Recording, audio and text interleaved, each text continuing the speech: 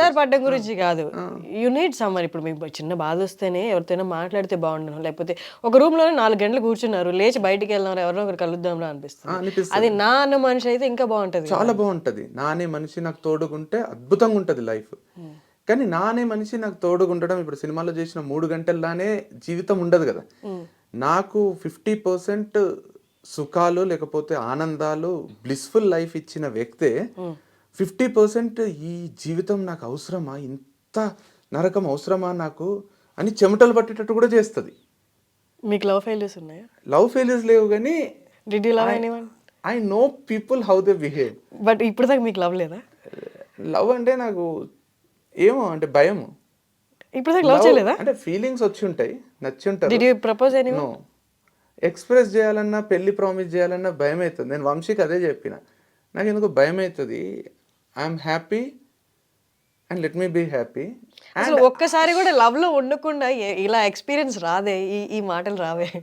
అంటే చూసి కూడా వచ్చి ఉండొచ్చు కదా, చాలా మందిని దగ్గర నుంచి అబ్జర్వ్ చేసి, లేదా ఆల్మోస్ట్ లవ్ అయ్యే స్టేజ్ లో కూడా వచ్చి ఉండొచ్చు కదా, వితౌట్ కమిట్మెంట్ కూడా వచ్చి. Commitment is something. నేను ఒక స్ట్రాంగ్ ఎక్స్ట్రీమ్ క్యారెక్టర్ అనిపిస్తుంది నాది. నాకు I don't give up on anything which I love to do. నాకు గివప్ ఇచ్చేంత, గివప్ లేకుండా నన్ను యాక్సెప్ట్ చేసే వాళ్ళు భూమి మీద ఉండరు. నేను గివప్ ఇవ్వకుండా నాకు నచ్చినట్టే ఉంటా, నన్ను పెళ్లి చేసుకో, నేను సంతోషంగా చూసుకుంటా. కానీ నా అలవాట్లు నాకు చేయబుద్ధి అయినాయి. ఇఫ్ రైట్ నౌ ఇప్పుడు నాకు ఎట్లుంటుంది అంటే నా డిసిజన్స్ అన్ని, ఇప్పుడు సపోజ్ మీరు మాట్లాడేది ప్రొఫెషన్ గురించే కదా? ప్రొఫెషన్ కాదు, పర్సనల్ లైఫ్ లో. ఇప్పుడు సపోజ్ నాకు నచ్చినట్టే చేస్తానంటే ఇప్పుడు అమ్మాయి ఉన్నప్పుడు ఇంకొక అమ్మాయిని లవ్ చేయలేదు. అవి unethical things I never did before. I'll never do it in my life because I know how much it affects the other person. The other person కాదు, individually also. Guilt free life అనేది నాకు చాలా ఇష్టం. ఇప్పుడు నాకు drunk and drive ఇష్టం ఉండదు. Drunk and drive ఎందుకు ఇష్టం ఉండదు అంటే, డ్రంక్ అండ్ డ్రైవ్ గిల్ట్ నేను తీసుకోలేను. If I hit someone or if I hit someone or if I'm caught. And నాకు అది ఆ ఊహనే నాకు భయంకరంగా, నా జీవితంలో గిల్ట్లో నేను చచ్చిపోతా. సపోజ్ నేను డ్రింక్ చేసి డ్రైవ్ చేసిన, నన్ను పోలీసులు పట్టుకొని వీడియో తీసిండు అనుకోండి, I'm not that strong character to say that నేను తప్పు చేయలేదు లేకపోతే అవుతుంటే అందరితోని అని. చాలా మంది హ్యాండిల్ చేస్తారు కొందరు సెలబ్రిటీస్ వాళ్ళు. ఐఎమ్ నాట్ సేయింగ్ దట్ నేను అందరికి తెలిసి సెలబ్రిటీ అని కదా. నా పర్సనల్ గా తప్పైనప్పుడు నాకు తప్పని తెలిసినప్పుడు సచ్చినా తెలియకుండా తప్పులు చేస్తానేమో, అది తప్పు అని నాకు తెలిసి చేద్దాం, ఏమైతుంది తప్పించుకోవచ్చు అని అయితే చేయను. సో నాకు ఏంటంటే నేను క్రికెట్ ఆడతా ఫుల్. నేను వీక్లీ 3 times క్రికెట్ ఆడతా. నాకు 50 వచ్చేంత వరకు ఆడతానేమో. సో వీక్లీ 3 times క్రికెట్ ఆడేటప్పుడు వీకెండ్ ఉంటుంది. She loves to go to a movie or going out. నాకు మ్యాచ్ ఉన్నప్పుడు నా ప్రయారిటీ మ్యాచ్కి ఉంటుంది.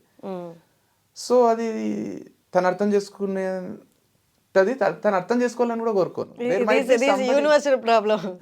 Somebody else who don't like cricket who also loves to go to a movie, she can marry him కదా. ఇప్పుడు నాకు non veg తినడం పిచ్చి, తనకు నాన్ వెజ్ వాసనే పడలేదు అనుకోండి, తనకు ఇంకొకరు నాన్ వెజ్ వాసన పడనోడు ఉంటాడు కదా భూమి మీద ఎక్కడో పుట్టి, అతను చేసుకుంటే తను హ్యాపీ ఉంటుంది కదా. సో నేను త్యాగం చేసి తను త్యాగాలు చేసి, ఇప్పుడు నాకు జాయింట్ ఫ్యామిలీ ఇష్టం. నాకు మా అమ్మ నాన్న మా తమ్ముడు నాకు అందరు ఉండడం ఇష్టం. తనకు నేను ఒక్కడనే ఇష్టం అనుకోండి, తనొక్కటే ఇష్టమైనోడు కూడా ఎక్కడ ఉండింటాడు కదా. జాయింట్ ఫ్యామిలీ ఇష్టమైన వ్యక్తి కూడా ఎక్కడ ఉండింటది కదా. వాళ్ళిద్దరు కలవాలి కానీ వీళ్ళిద్దరు కలిసి నా కోసం నువ్వు పేరెంట్స్ వదిలే అని తను అడగడం, నా కోసం మా పేరెంట్స్తో కలిసే ఉండని నేను అడగడం, తనకు ఇష్టం లేకుండా తను ఉండడం, నా కోసం కాంప్రమైజ్ అయ్యి.